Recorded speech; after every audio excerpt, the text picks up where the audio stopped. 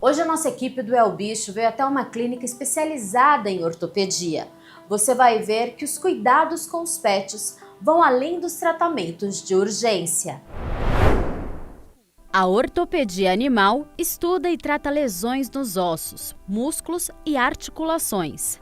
Segundo o Instituto Brasileiro de Veterinária, entre 15% e 35% dos atendimentos nas clínicas envolvem problemas no sistema locomotor.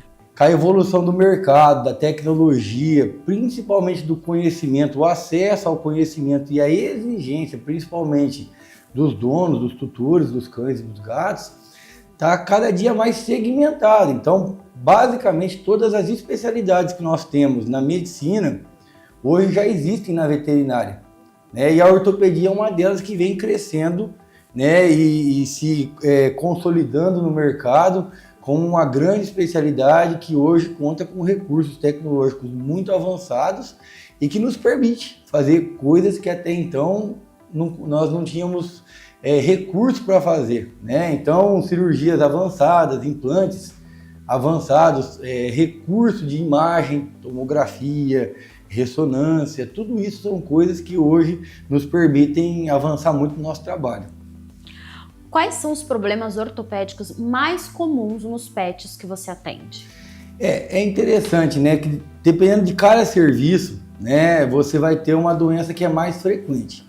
Mas de uma maneira geral, o que eu posso dizer é que na ortopedia mais especializada, mais segmentada, as doenças do joelho, né, são muito frequentes. Então o cão é muito frequente nos cães romper o ligamento cruzado. Não como nós humanos que rompemos por causas traumáticas, né? Muitas vezes a gente rompe o joelho num exercício físico. O cão ele tem quadros degenerativos que levam a isso. Então, talvez a cirurgia que a gente mais realize no serviço seja uma cirurgia para corrigir rupturas do ligamento cruzado no cão. Mas as afecções do quadril, né, as displasias, né, que a gente tem na articulação do quadril coxo-femoral, os cães também têm muito frequentes. Então eu diria que joelho e logo na sequência o quadril talvez sejam as mais frequentes da rotina. E hoje em dia temos cada vez mais atendido pacientes que têm deformidades ósseas. Então eles nascem com os ossos tortos. Isso prejudica as articulações e a locomoção, então a correção de deformidades ósseas também tem se tornado cada dia mais frequente. O primeiro passo é a observação. O veterinário analisa a marcha do animal e verifica se existe dor muscular.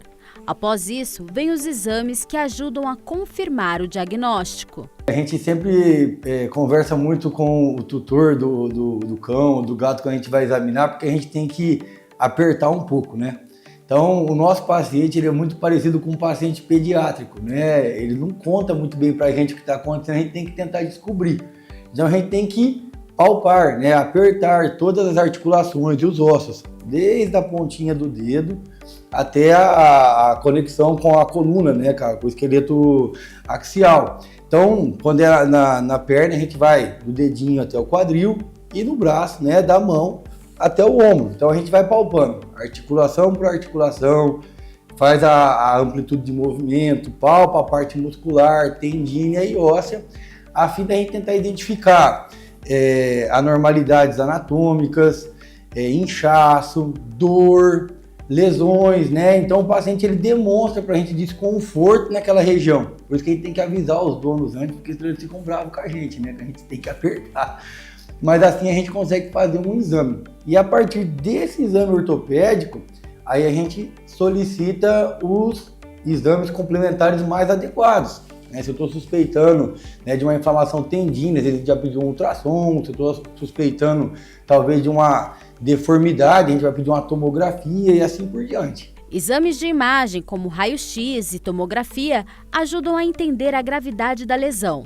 Com base nesse laudo, o médico define se o caso é cirúrgico ou se pode ser tratado com fisioterapia e medicação. Ele é muito relacionado à doença de base, né? Então, por exemplo, ruptura do ligamento cruzado, nos cães, a gente trata cirurgicamente, tá?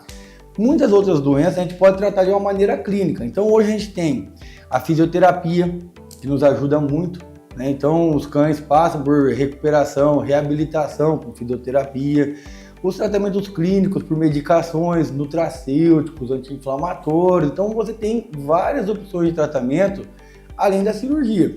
Então tudo depende da doença de base. As doenças que são, né, incapacitantes, onde você necessita uma intervenção cirúrgica, a gente encaminha para esse departamento. Mas aquelas que a gente consegue, claro, evitar um procedimento cirúrgico, né, a gente vai com outro tipo de manejo e eles ficam muito bem. Em alguns casos, a cirurgia é inevitável. Fraturas, rupturas de ligamentos e luxações exigem técnica e precisão. Uma das mais comuns é a luxação de patela, que atinge principalmente cães de pequeno porte. A gente brinca, né, que o nosso paciente não faz repouso no pós-operatório, né? Então a gente tem que criar mecanismos para tentar conter ele, né? Então assim, as cirurgias ortopédicas geralmente elas levam implantes, né? Talvez poderia dizer que a maioria delas vai em implantes, né? Placas, parafusos ou outros, né, análogos. E o que a gente tenta orientar, né? O paciente ele deve apoiar, ele deve pisar, mesmo que ele fez cirurgia recente, né? O apoio do membro, ele ajuda no processo de consolidação de um osso, por exemplo. Então é importante. O que ele não pode fazer é excesso de atividade física. Então o que a gente pede para os proprietários, né? A gente não consegue deixar um cão de cama com o pé para cima ou usando muleta, né? Na prática não é viável. Então a gente restringe o espaço, né? Coloca ele num espaço menor, numa superfície plana, onde ele não tenha como saltar, como pular, né? Ou fazer um excesso que possa prejudicar aquela cirurgia. E isso geralmente se mantém ao redor de 45 dias, né? Os 15 primeiros tem que ter uma atenção especial. Por quê? Tem os pontos, então um curativo diário, tem que ter uma proteção sobre esse curativo, porque às vezes o paciente pode, né, levar a boca até a incisão cirúrgica e contaminar.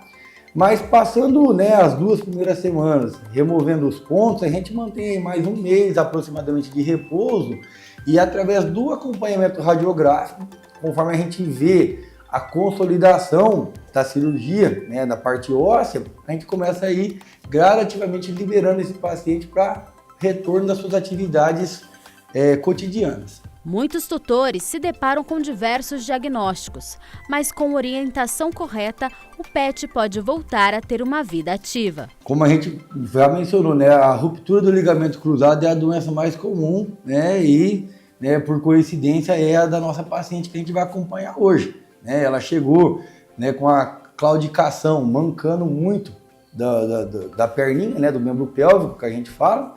E durante o exame ortopédico a gente constatou, né, a instabilidade no joelho. Então, quando rompe o ligamento cruzado, a gente consegue sentir os ossos transladando entre si, né? Através desse exame clínico, né, a gente pede uma avaliação radiográfica e o raio-x nos ajuda tanto no planejamento cirúrgico, né, e muitas vezes até para confirmar esse diagnóstico. Então, o quadro dela é um quadro de ruptura do ligamento cruzado e hoje o que a gente vai fazer é uma cirurgia para melhorar a mecânica desse joelho, para ela poder voltar a apoiar com segurança, sem sentir dor. Com tratamento adequado, a história é de superação. A ortopedia veterinária é mais do que técnica, é uma porta aberta para a saúde, o conforto e a felicidade dos bichinhos. Cada cão, ou cada raça, pode assim dizer, tem um limiar de dor. Tem pacientes que muito pouco já expressam muita dor e tem outros cães que a gente vê que eles toleram muito a dor até que o seu tutor perceba que isso está acontecendo. Então, assim, mancar não é normal, a claudicação não é normal. Se o cão está claudicando, né, a gente tem que tentar identificar a causa de base. Muitas vezes os tutores nos relatam relutância ao exercício. Aquele paciente que ele é super ativo, gosta de brincar, saltar no sofá, saltar no carro, de repente ele não quer mais fazer essas atividades. Antes ele subia a escada, agora ele evita. Antes ele subia no sofá, agora ele não quer mais. Evita brincadeiras, evita passeios, ou caminha um pouco e senta, né? Isso tudo são sinais que podem estar... O paciente pode estar sentindo dor. a gente tenta identificar essa diminuição de atividade, a própria expressão, né? Eles ficam com a coluna mais arqueada, evitam fazer exercício, se restringem mais ao espaço deles. Então, esses sinais chamam a atenção. Às vezes, quando você tem artrose, por exemplo, dias frios tende a exacerbar os sinais clínicos, né? Eles sentem mais no frio, né? E isso também tem que chamar a atenção do tutor. Então, quando a gente está suspeitando, quanto antes a gente faz o diagnóstico e inicia o tratamento, melhor o resultado. Muitas vezes as pessoas têm receio de vir porque eu não vou lá porque eu creio que eu já vou passar por cirurgia. E isso nem sempre é verdade. A cirurgia é um dos recursos que nós temos, né? Quando a gente pega doenças na fase inicial, muitas vezes você tem excelentes resultados com tratamento clínico, fisioterápico e análogos.